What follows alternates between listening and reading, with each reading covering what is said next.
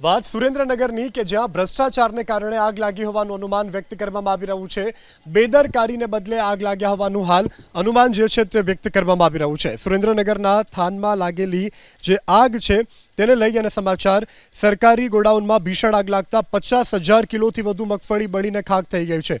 ટેકાના ભાવે ખરીદેલી મગફળીને એફસીઆઈના ગોડાઉનમાં રાખવામાં આવી હતી, જે સવારે જ ગોડાઉનમાં અચાનકથી આગ લાગતા મગફળીની 25,000થી વધુ બોરી બળીને ખાખ થઈ છે। આગ બુઝાવવા માટે થાનગઢ અને ચોટીલાની ફાયર વિભાગની ટીમો ઘટના સ્થળ ઉપર દોડી આવી હતી। જેસીબી સહિતના સાધનો વડે ગોડાઉનની દિવાલ અને 2 શટર તોડી વિકરાળ આગ પર કાબુ મેળવવાના પ્રયાસો કરવામાં આવ્યા હતા। આગની ઘટનાને પગલે ઘટના સ્થળ પર સ્થાનિક પ્રશાસન અને નાફેડના અધિકારીઓ પણ પહોંચી ચૂક્યા હતા। 2 કલાકની ભારે જહેમત બાદ આગ પર કાબુ મેળવવામાં આવ્યો છે।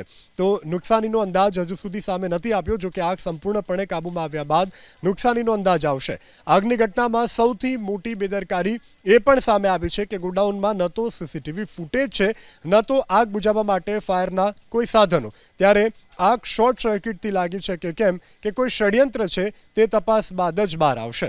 હાલ તો આ અંગે તપાસ કરવામાં આવી રહી છે અને અનેક સહકારી નેતાઓ આગેવાનોએ પણ આ અંગે પોતાનો રોષ વ્યક્ત કર્યો છે।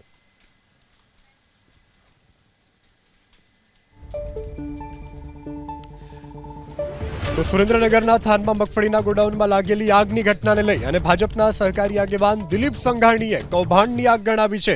એબીપી અસ્મિતા સાથે વાત કરતા દિલીપ સંઘાણીએ આશંકા વ્યક્ત કરી છે કે આ રીતે કોઈ દિવસ આગ લાગે નહીં, આ જરૂરથી કૌભાંડની આગ હોવાનું જણાવ્યું છે। એબીપી અસ્મિતા સાથેની વાતચીતમાં દિલીપ સંઘાણીએ આશંકા વ્યક્ત કરી છે। તો સુરેન્દ્રનગરના થાનમાં મગફળીના ગોડાઉનમાં લાગેલી આગની ઘટનાને લઈ ભાજપના સહકારી આગેવાન દિલીપ સંઘાણીએ આગને કૌભાંડ આગ ગણાવી છે। બેદરકારીઓ પણ આ ઘટનામાં સામે આવી છે। ન તો સીસીટીવી ફૂટેજ આ ગોડાઉનમાં ઉપલબ્ધ હતા કે ન તો આગ લાગે તો કોઈ અન્ય ફાયરના સાધનો ઘટના સ્થળ ઉપર ઉપસ્થિત હતા। આ અંગે દિલીપ સંઘાણીએ જે નિવેદન આપ્યું છે તેને લઈને અત્યારે ચર્ચાઓ પણ વહેતી થઈ છે। ભૂતકાળમાં લાગેલી આગનો રિપોર્ટ પણ ન આવ્યાનું સામે આવ્યું છે। જે આગ લગાવવામાં જેનો હાથ હોય એને અમે કડકાઈપૂર્વક પગલાં લેવાય। કારણ કે અંદર માલ કાં તો બોગસ ગયો હોય, 2 નંબરી ગયો હોય, કાં ઘટ્યો હોય, કાં વેચી નાખ્યો હોય, એટલે માલ પૂરતો આપી ન કેમ હોય ત્યારે આવા આગના બનાવ કંઈક સળગી ગયું, એટલે કૌભાંડ સિવાય આગ લાગે જ નહીં, આવું મારું બહુ સ્પષ્ટ મત છે। આ કૌભાંડમાં જે સંડોવાયેલા હોય એને અમે કડકાઈપૂર્વક પગલાં લેવા જોઈએ।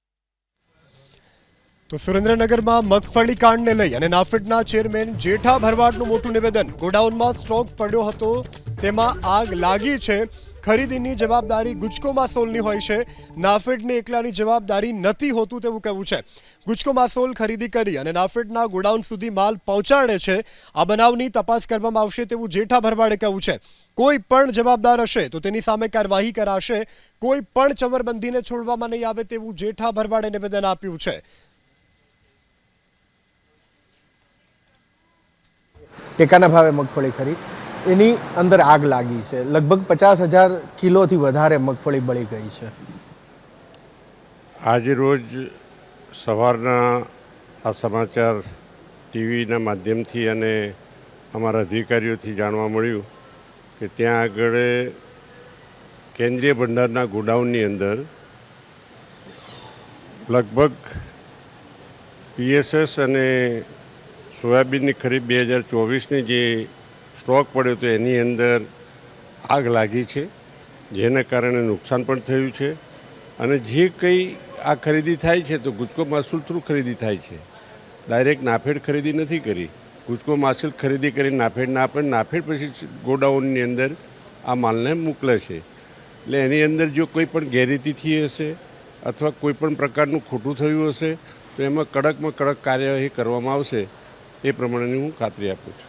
જો આપે ગુજકો માસોલનું નામ લીધું તો ગુજકો માસોલના ચેરમેન દિલીપભાઈનું જ કહેવું છે કે આ એક કૌભાંડ જ છે, કૌભાંડ વગર આગ લાગે જ નહીં।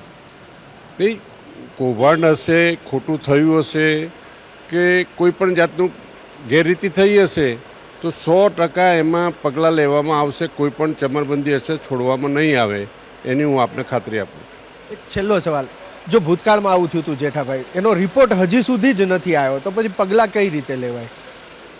ભૂતકાળમાં જે થયું હતું એનું ફરિયાદો થઈ ગઈ છે, એના તોમતદારોને એરેસ્ટ કરવામાં આવ્યા છે અને કોર્ટ કેસ ચાલુ છે.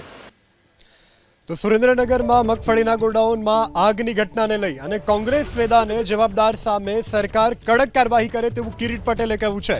સરકારી તિજોરીને નુકસાન પહોંચાડવાનું આયોજનપૂર્વકનું કૃત્ય હોવાનું પણ કિરીટ પટેલે કહ્યું છે. અગાઉ સુરત, પોરબંદર સહિત અનેક સ્થળે આગની ઘટના બની હોવાનું કિરીટ પટેલે કહ્યું છે. સુરેન્દ્રનગરમાં મગફળીના ગોડાઉનમાં આગની ઘટનાને લઈ અને કોંગ્રેસ પણ હવે મેદાને આવ્યું છે. જવાબદાર સામે કડક કાર્યવાહી સરકાર કરે તેવી કિરીટ પટેલે માંગ કરી છે. સરકારી તિજોરીને નુકસાન પહોંચાડવાનું આયોજનપૂર્વકનું કૃત્ય હોવાનું પણ કિરીટ પટેલ દ્વારા કહેવામાં આવ્યું છે અને સાથે કહ્યું છે કે અગાઉ સુરત, પોરબંદર સહિત અનેક સ્થળે આગની ઘટના બની ચૂકી છે. આ આગ લગાડી અને સરકારની તિજોરીને લાખો કરોડોનું નુકસાન કરવાનું એક આયોજનપૂર્વકનું કાવતરું એ ગુજરાતની અંદર ચાલી રહ્યું છે. આવું ના બને એના માટે સરકારે સાવચેતી લેવું જોઈએ અને ભૂતકાળની અંદર જે બનાવો બન્યા એની અંદર સરકારે જો સાચી તપાસ કરી હોત અને ખરેખર આ કૌભાંડની અંદર જે સંડોવાયેલા જે આરોપી હતા, જે લોકો હતા, એમને જેલના હવાલે કર્યા હોત તો કદાચ આ બનાવ ના બન્યો હોય.